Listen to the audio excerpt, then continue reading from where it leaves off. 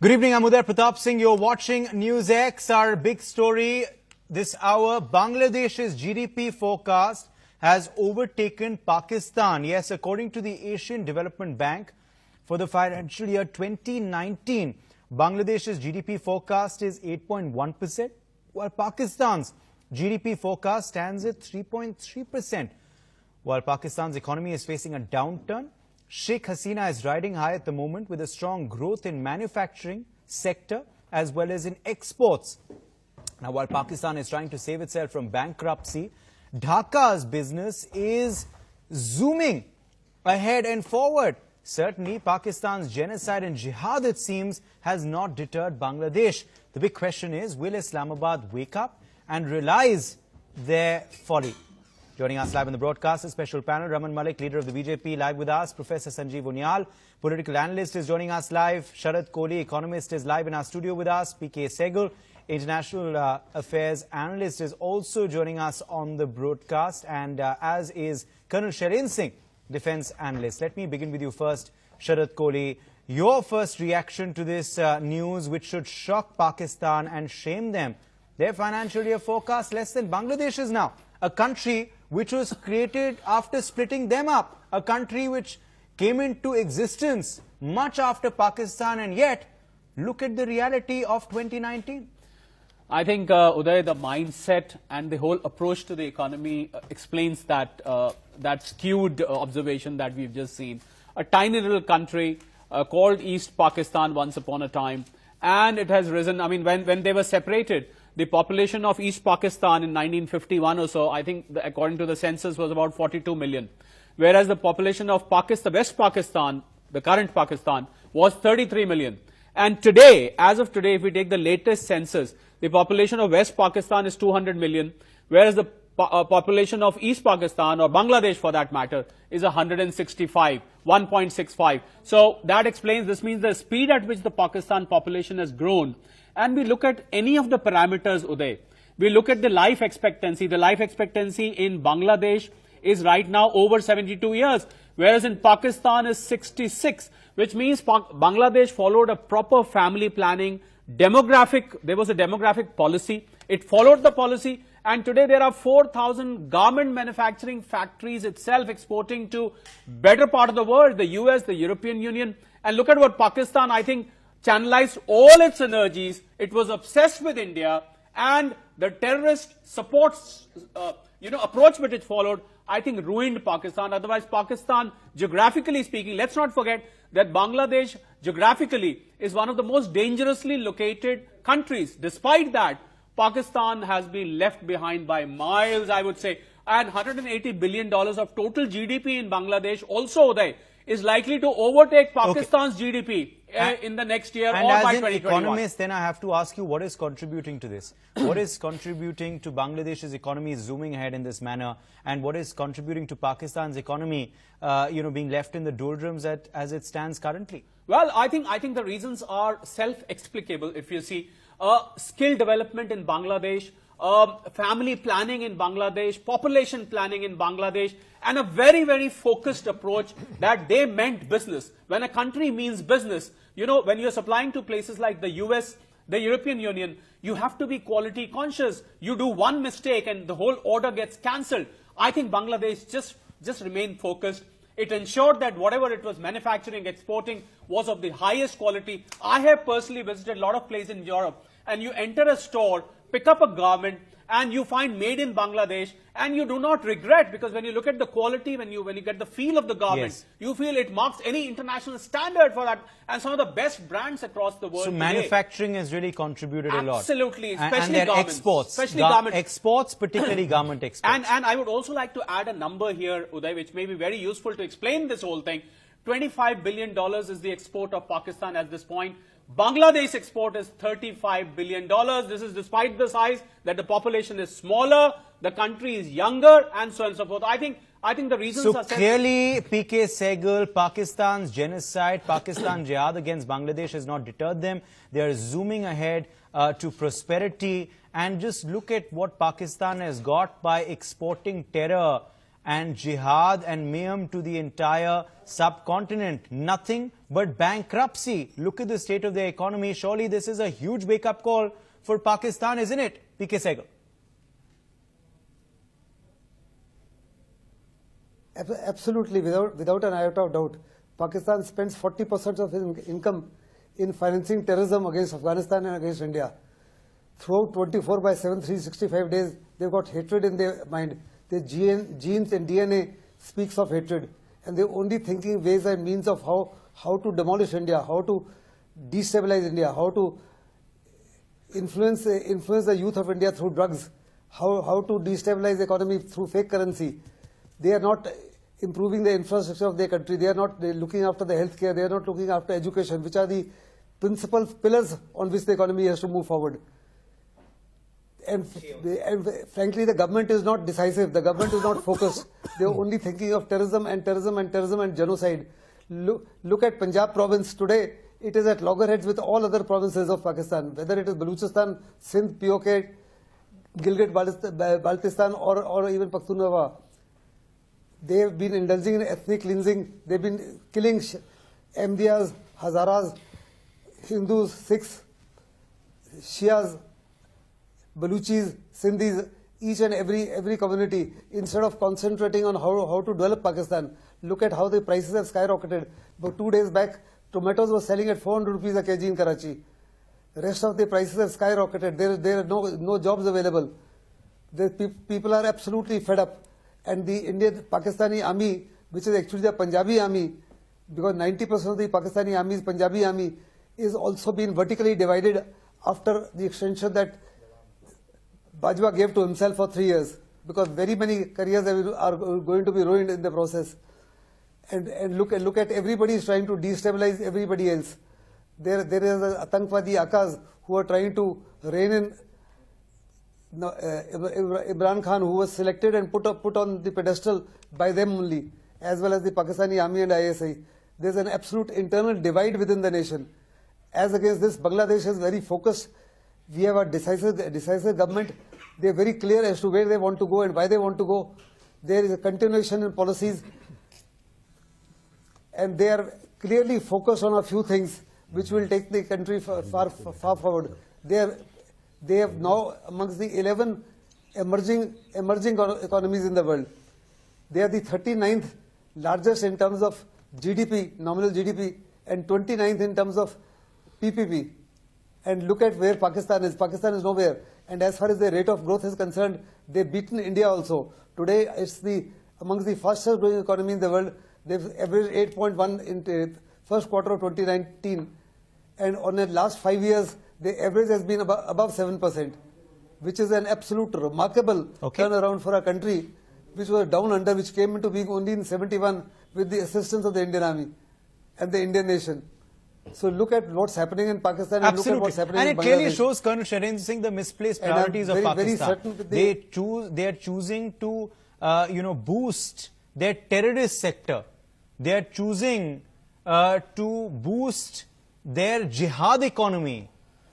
And on the other hand, Bangladesh is concentrating on manufacturing sector and export sector, which is why the two economies are the way they are. Pakistan's terror economy is here, but real economy is here. What has Bangladesh done is actually shown that that very old saying, Kachua ultimately jeet gaya. The rabbit Pakistan can keep jumping around. This also brings out what the Bangladeshis have been saying before their independence also, that our area is neglected, we have the potential, but the whole cream is taken, whole money is taken by Pakistan. And that is how they were locally supporting. Now what you said is very right. What has happened is that Bangladesh over a period of time, though people can call it tiny little state, but I'll call it's a humble state which realized that they cannot be in world affairs unless they grow themselves to that level that yes, somebody will have that attention. Maybe that attention has come after quite a long time, but it has come. Why? It has happened because they have concentrated on their trade. They have concentrated on their economy. They have concentrated on their upgradation of the industry.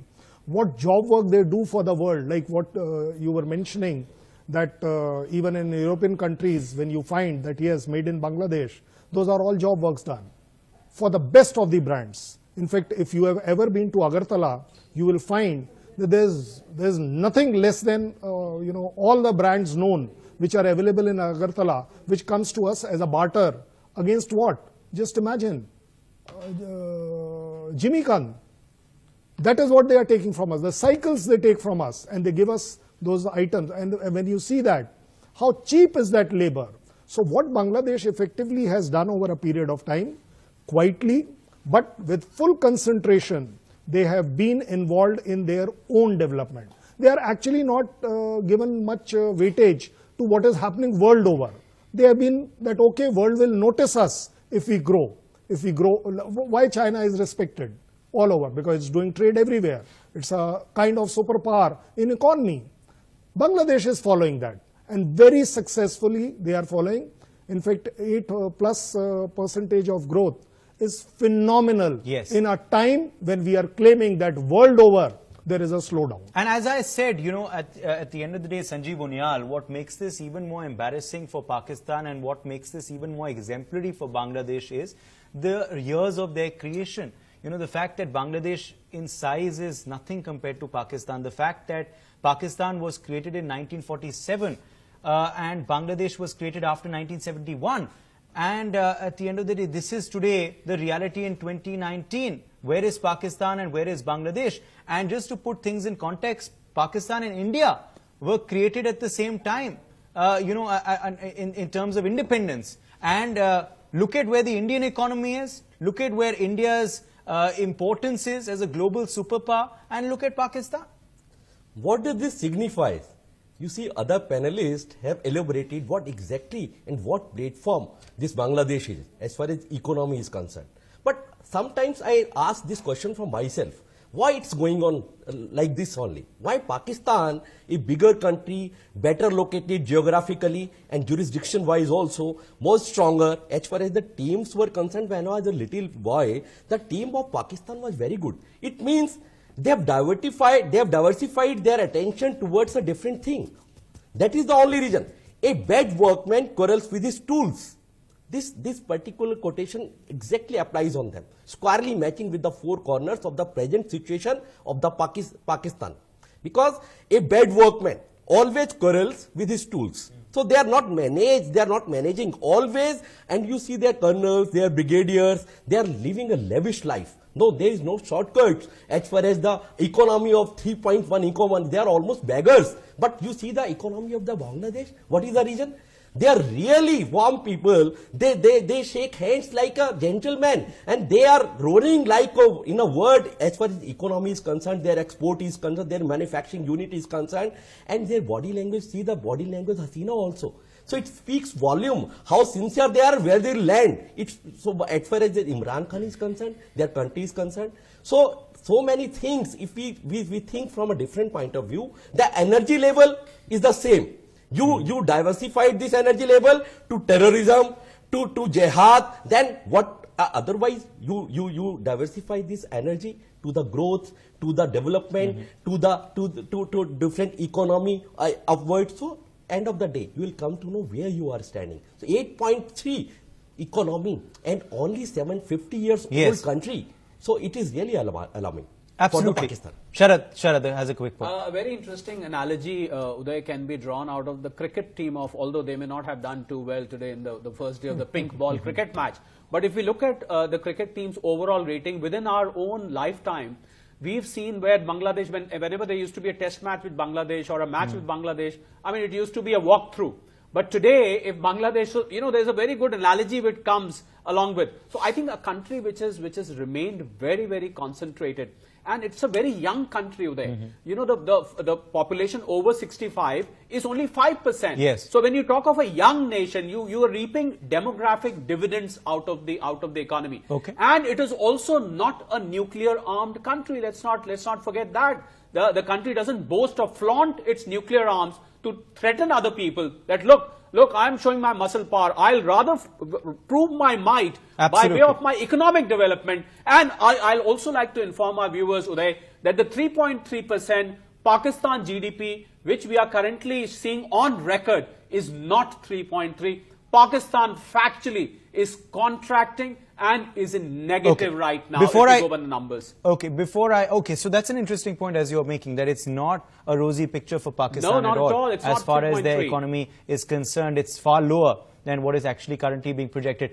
Before I go to Raman Malik of the BJP, PK Sehgal, if I can quickly come to you, the fault obviously is in the collective leadership of Pakistan, isn't it? Including their present Prime Minister, who has also failed on all counts in boosting the economy of Pakistan. In fact, the army is reported to be very unhappy with him because of his mishandling of economic issues. And that's something that the people of Pakistan are very concerned about. They're not concerned about Kashmir.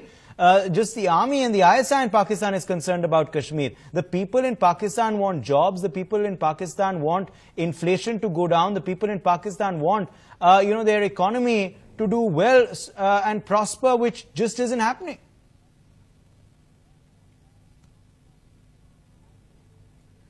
You're absolutely right. People in Pakistan want to get along with their life. They want jobs, they want their education, they want peace and tranquility. They want good neighborly relations, particularly with India. They are absolutely not interested in Kashmir or what's happening in POK or anywhere else. They want to get along with their life. And if economy is in an absolute slide down, Imran Khan is not to be blamed. Imran Khan is just a showpiece. The economy, the country is being run in actuality by the Pakistani army and the ISI. Imran Khan does whatever he's dictated or he's told to do. So he's tried everything under the sun, but he doesn't have a free hand at all in running the country. Even the economy in the country is being taken care of by the army. Internal security is being taken care of by the army. External affairs country, the defense, relations with China, relations with India, relations with America, use nuclear weapons, all are in the hands of the Pakistani army. Okay. And the economy is going from bad to worse because once again the economy is not being used to create infrastructure, to build up pillars which are absolutely essential if you want to turn the nation around. And those pillars are infrastructure, education, healthcare, jobs, price stabilization, controlling of inflation, and ensuring peace and tranquility. There is no bhaichara within the communities of Yes. Pakistan. Today, Pakistan is a nation who's at war with itself. If you notice, every province of Pakistan is at war, virtually war with the Punjab province. Everybody wants to join hands with each other to squeeze Punjab. And unless and until Pakistan does a major rethink, it will continue to slide downwards. There is no hope in hell for Pakistan. And if Pakistan persists the way it is presently doing, and if Bajwa takes over for any reason whatsoever, Pakistan is going to be in further trouble. If you remember, 65, what happened? Ayub Khan was in control. Every time there is an army man on top, Pakistan suffers a humiliation. 71, it was Yahya Khan. 99, it was Musharraf. And today, if Bajwa takes over, God bless Pakistan. Absolutely. I am very certain. Absolutely. Let me bring in. Secede, followed by possibly Baluchistan Okay. and. Let me bring in Raman Malik of the BJP as well. Raman Malik, how should India view this development? At the end of the day, on one side is Pakistan, on the other side of India is Bangladesh. We can't change our neighbors. How should we view this development of one floundering economy and one zooming economy? Uday, thank you. And I've been listening to all the speakers very patiently, and their points have been really ones which are totally on the line of facts. But they are economists and commentators, and I'm a political commentator, so I would rather stick down to my portfolio, and that is political commentary on it. Uday, I believe, if you remember the statement made in the UN General Assembly by late Sushma ji on what we produce and what Pakistan produces, what a nation which aspires to develop produces and what nation which aspires to demolish or to harm others produces. She gave a beautiful analogy. She gave a beautiful example in her speech. I remember that speech very well, and that said, कि हम doctor बनाते हैं, हम engineer बनाते हैं और आप terror बनाते हैं. So that was the whole speech that was there, and that is the basis of what we are discussing. A nation which is there focused on the development, a nation which is focused on making itself strong, not trying to harm others